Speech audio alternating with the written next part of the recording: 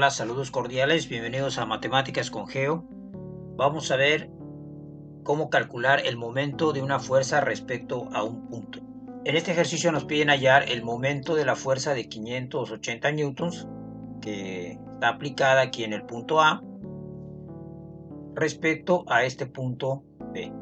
Para hallar el momento de la fuerza respecto a un punto, para determinar el momento de la fuerza F, cuyo punto de aplicación es el punto A respecto al punto B, aplicaremos un producto cruz. Para ello vamos a utilizar un vector que salga siempre del punto respecto al cual nos han pedido el momento hacia cualquier punto sobre la línea de acción de la fuerza y multiplicarlo por la fuerza expresada de manera cartesiana, es decir, por el vector fuerza.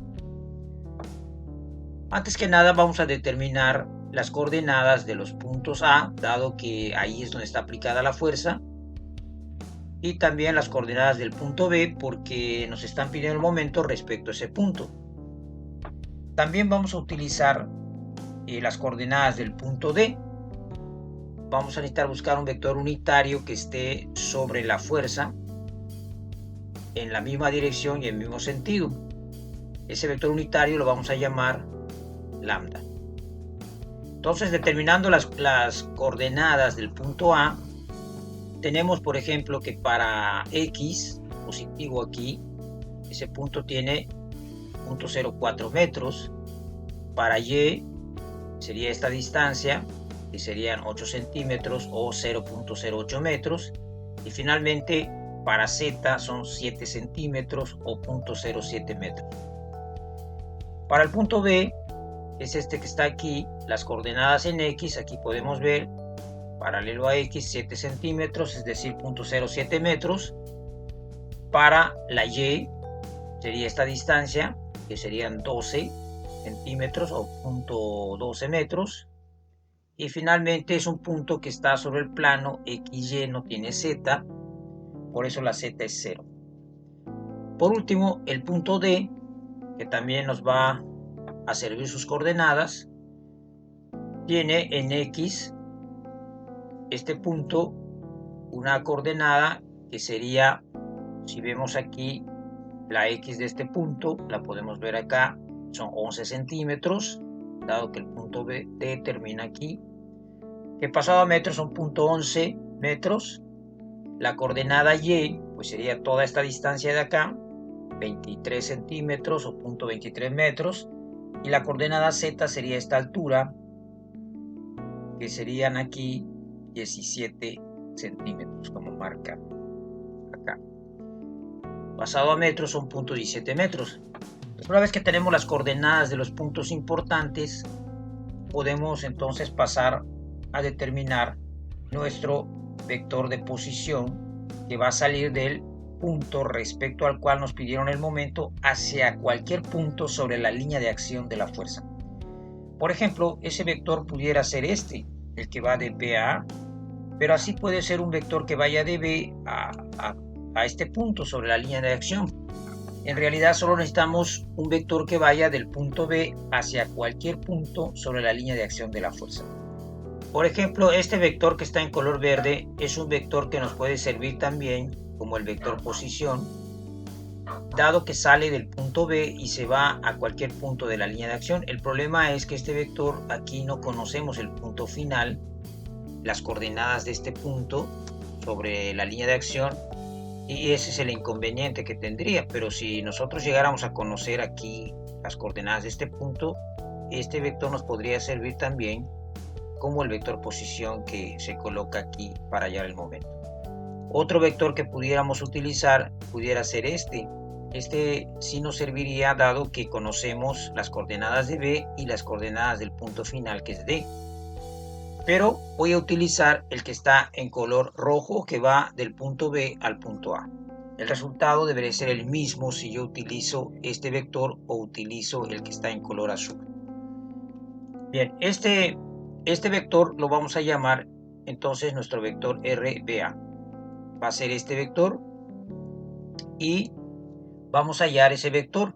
Para hallar ese vector como va del punto B al punto A, entonces tenemos que hacer una resta de coordenadas del punto final, que es A, le restamos las coordenadas del punto inicial, que es B. 0.04 menos 0.07 y nos da menos 0.03i. Luego a la y del punto A le restamos la y del punto B.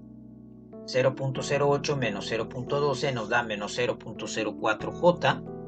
Y finalmente a z le quitamos la z de b, o sea, a 0.07 le restamos 0 y nos da 0.07k.